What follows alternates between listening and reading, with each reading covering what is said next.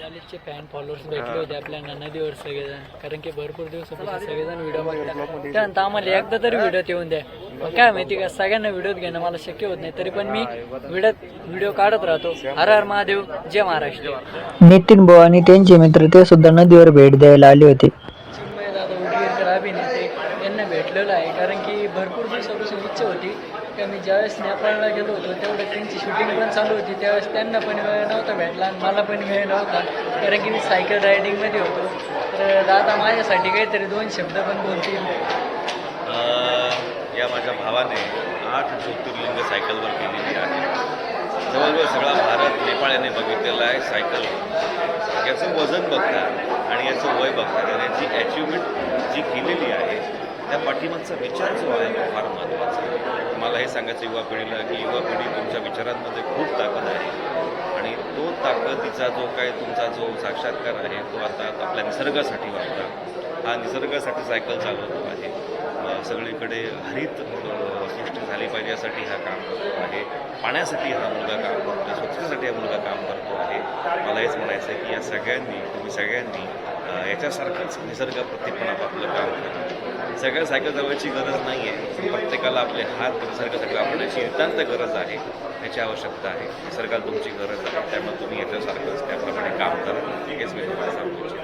पर्यावरणाच्या दृष्टिकोनातून आपल्याला ही जी पृथ्वी आहे ही जास्तीत जास्त चांगली कशी होईल मानवी जीवन व्यतीत करण्यासाठी, त्यासाठी अतिशय मोलाचं महत्त्वाचं काम ते करत आहे. हे त्यांचं वेगळेपण आहे.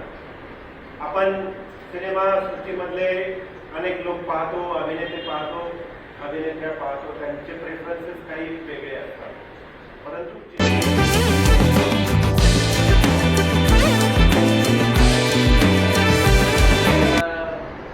काळ बदलला. जवळच 18 किलोमीटर 19 किलोमीटर येवल्याला एक मुंबई विद्यालय झालं, 13 किलोमीटर शिर्डीला एक विद्यालय झालं. त्याच्यामुळं विद्यार्थ्यांचा ओघ थोडासा कमी झाला.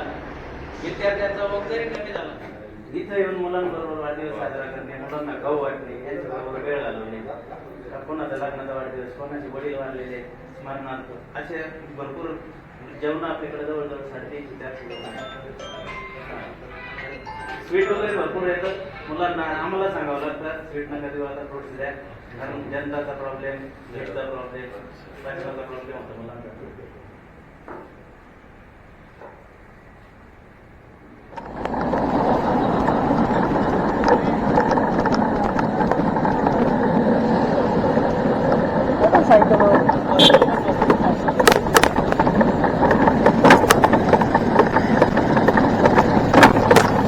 फायनली आपण आता आलेलो आहे स्वस्तिक हॉटेलजवळ आणि माझ्यासोबत विनायक आहे.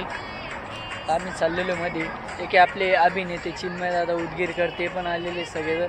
मी आत्ता लोक गाडीच्या मागच होतो, पण आपला थोडासा कॅमेऱ्याचा प्रॉब्लेम झाला, त्यामुळे मी डायरेक्ट आलो गाडीवर बसून. तर चला जाऊया मध्ये. आता आपण स्वस्तिक हॉटेलमध्ये जेवतो आहे, बघू शकता शेवभाजी, चपाती, रोटी.